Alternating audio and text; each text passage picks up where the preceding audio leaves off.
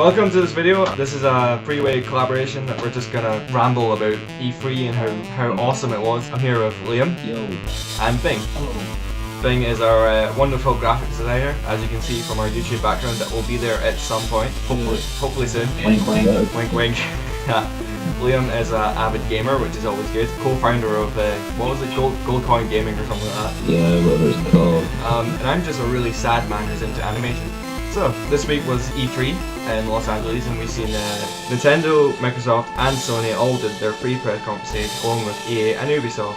And they all talked about their random games and crap that's coming out. What did we... Awesome. It was. I know me and Gary watched it at the same time because we were on the same stream. And the Microsoft one was so good. It was absolutely unbelievable. Like, as soon as it started, the first thing you see is MW3. Modern Warfare 3, you know, that is going to be quite possibly one of the biggest selling games, in my opinion. Like, everybody knows about how popular Modern Warfare 2 was, COD 4, how popular the games was. But now when it comes to Modern Warfare 3, like, I think it's going to be bigger and better than anything they've ever produced. I think that one of the cooler features that they showed for Modern Warfare 3 is that if your controller goes out, it pauses. Yeah, that's definitely much better. Yeah. Like, I know doing the campaign on the last Modern Warfare, which is Modern Warfare 2, like, if your controller cuts out, it's like having, like, you'd be in the middle of a mission but just got killed. Yeah. Your controller cuts out. It was... That was actually really funny. The first thing we see is the Modern Warfare 3, and then the controller just goes out.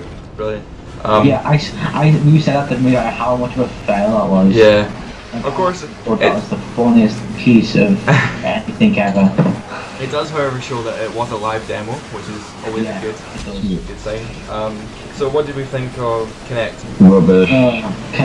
Kinect's gonna be it's basically a rip-off of the Wii when you think about it, because it has, when you look at it, like, on the Wii, what you get on the Wii for the motion, you get all the Call of Duties on the Wii, where you get most of them, and then Kinect, like, if they made like a first-person shooter Kinect, it'd be like, you know, it'd be it'd sell more than any of the games not be on the chart at the same time as it. I would have to say it'd be quite awesome playing like Black Ops or Modern Warfare 3 with Kinect. Yeah, it would be really good if it was Kinect enabled. I wasn't particularly happy with the way that Kinect kind of took over E3 at press conference. Hardcore gamers don't care in the slightest, but I thought that Ghost Recon was pretty impressive as far as technical demos go. Yeah. Use of Kinect to put the guns together and stuff was pretty cool. For showing new technology, Kinect revealed that Ghost Recon would be using new techniques. We've seen PlayStation reveal the NGP to be the Vita, whatever that means. It means life, apparently. Oh, does it? I thought it was just a mistype of Vista. I thought it was a mistype as well. To be honest, this has happened before with the Project Natal turning to Kinect. It just so happens that the project name was so much cooler than the actual name. Definitely, I definitely agree with you there, Gary. Yeah. I would have preferred the Sony NGP or whatever it was called. There was another one which was called the Revolution or something like that. That was a much cooler name. I thought that was the Wii. Talking of Wii, they revealed their new console. Oh my god. That is like... It's genius. It is, because like, you don't even have to have a TV to play on it because there's a screen in the controller. If I get the new Wii and I get Pokemon, I'm gonna be seriously happy. Pokemon, is that the only thing you care about? Pokemon and my sex life. Ah, okay. Well, we watched the Wii 2. Well, we didn't actually see the Wii 2 playing that well, but from what we have seen, it's kind of weird. I wasn't a huge fan of the controller. I think it's a bit too big, to be honest with you. It's an iPad with buttons. I wouldn't want that lying around in my house. I wouldn't. Mostly because nothing really in my house is white. Did you guys hear about the release of the new WWE 12 game? Yes, WWE 12. That is, like, I am a massive wrestling fan. Well, like, I've had near enough every SmackDown vs Raw game that's come out. And this year, well, not this year, it is this year because it's released 25th of November, something like that. Yeah. I think that's going to be quite possibly the best game they've made. Well, just watching some of the footage from E3 from the past, well, it's from today in the US, that's been uploaded to YouTube. Just seeing some of the graphic wise, how much it's improved and how much the ring dynamics has improved, the animation. And one thing, I bet that is entrance, and that sucks. from what we've seen with the Predator technology, I've seen a few selling objects that are pretty cool, because I've seen John Cena get suplexed and then kind of stand up, hold his back or something. But as far as the game actually goes, it doesn't look that much different from past SmackDown. Well, it hasn't been on show yet. I mean, but at time of recording, this will be on tomorrow on the stage, and we'll get to see a live demo there. But from what we've seen on YouTube, I think there was one full match on YouTube just now, and it shows a very slow-paced, kind of realistic look to the. It looks realistic, but I don't think it plays realistically. As we said though, it's only like the first make of it, like the first look of it. E3 builds tend to be quite different from the final game. Yeah, as Corey said on Twitter, the guy who designed the game, or helped design the game, he said that they're trying to fit as much graphical purpose into it. Like, I know most WWE fans will know they've got the big massive high def stage with everything on it. They want to try and get like the side Tron, and they want to try and get all the most graphical realism into the animations that you see on WTV. What would you say so far has stole the show? Nintendo, Sony, Microsoft, etc. I really enjoyed the Kinect when they did the Kinect, the features. You know, I'm not a massive Kinect fan, but that was definitely something good, because I don't know if any of you guys noticed, but they actually had Kinect is aimed at kids and families. They had, I know one of them, they had a father and a son, and they had two kids doing some other one. But I think that's really, it's going to be something big Kinect the next couple of years. But Modern Warfare 3 really did steal the show in the end. I think in terms of companies that stole the show, possibly Nintendo with the new console, or Ubisoft with Assassin's Creed. But as far as gaming goes, I think maybe Far Cry 3 looked absolutely amazing. That looked phenomenal. What about Ghost Recon, guys? I remember watching it with Bing and wondering whether it was Dead Island or whether it was Far Cry. And we were guessing and then... And then they revealed gameplay for Dead Island, and it looks pretty similar. It's kind of weird. So it's one of the huge anticipated games of next year, well this year now. What did we all think of Batman Arkham City? Wow, that's it. Just wow. Wow. I think it's better than the first one at a totally different level. I think revealing Catwoman as a playable character is a strange feature, but I look forward to playing it. As far as story progression goes, it seems to be a lot bigger this year with Two-Face and Penguin. Yeah, it meant to be like at least 25 hours gameplay minimum, which is always not including like the Riddler trophies and stuff. Yeah. I'm a fan of gameplay. I mean, I've never been a huge fan of graphics, and well, I enjoy making graphics, but I'm not a huge graphics buff in terms of video games. I'm always for the gameplay. Batman Arkham Asylum gave me both of them, and it was epic. So hopefully Arkham City does the same. Yeah.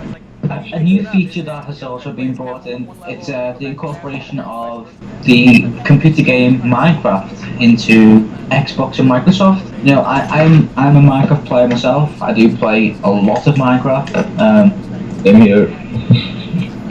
I cannot stand probably end up Minecraft. seeing a series up on this channel of me just playing Minecraft and just being a normal noob and commentating over it. But you know, Minecraft on the Xbox is going to be something different, because at the moment we've got Forgecraft, which is basically a rip of Minecraft. It's no good. It's not like playing the real Minecraft. Do you guys like have an opinion on Minecraft and partnering up with this such a big internet game to come on to, you know, such a big console company as Microsoft and Xbox? I cannot stand Minecraft. I absolutely hate it. It's just so pointless. I disagree with Gary. I think it is such a bad idea, but well, not bad idea, just such a simple idea, but it works.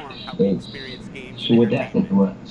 It's so addictive. Well, in terms of equality, although Xbox fans get to play it on their consoles, PlayStation fans can play it on their Xperia Play if they're willing to buy one. Yeah, I thought that.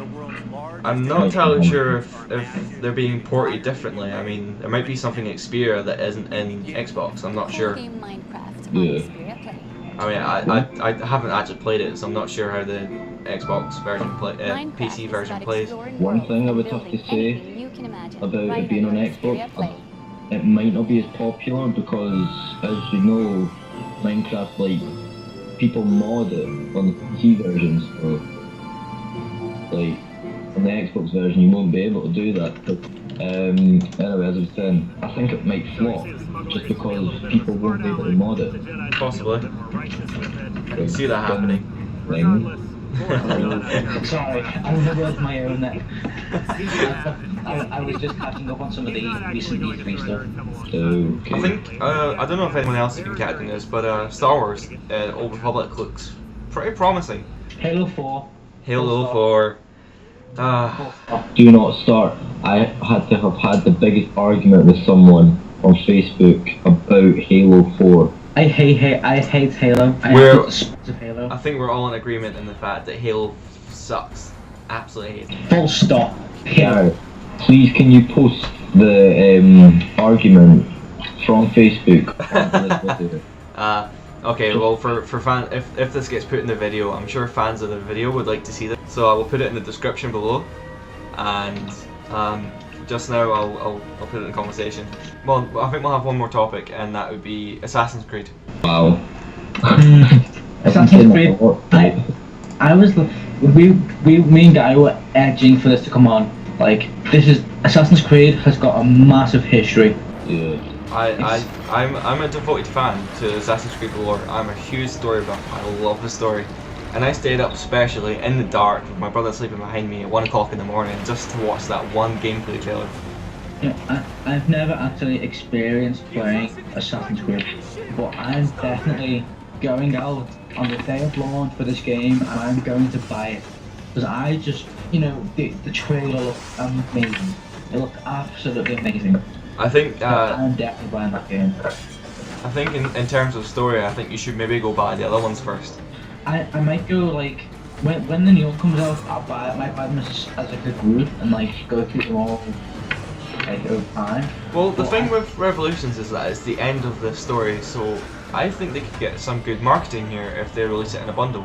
Yeah, that if they released a bundle of the games, then I'm sure people who have never, like me, who have never experienced the game, would go out, buy them as the bundle, and complete them. I mean, it is now a full game and it is pretty expansive, but I can't imagine the price on the first two being that high anymore. So I think maybe if they bumped up the price in a bundle, they probably get some good money out of it. Yeah. What I'm wondering is where they're gonna go from here. Like, are they gonna introduce like new characters? Like, is Desmond going to be like not exist anymore, or? From what I've heard is that this is probably Desmond's last story, and the only logical ending to his story would be that he dies. That's a horrible way of putting it, but it seems like the most logical way to put it. Yeah. I think that possibly the game will continue, but have Desmond go into other ancestors as he goes. I mean, that would work.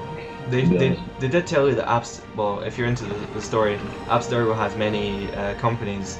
It has loads of other patients like Desmond, and I would imagine that they probably would want to go into these other characters.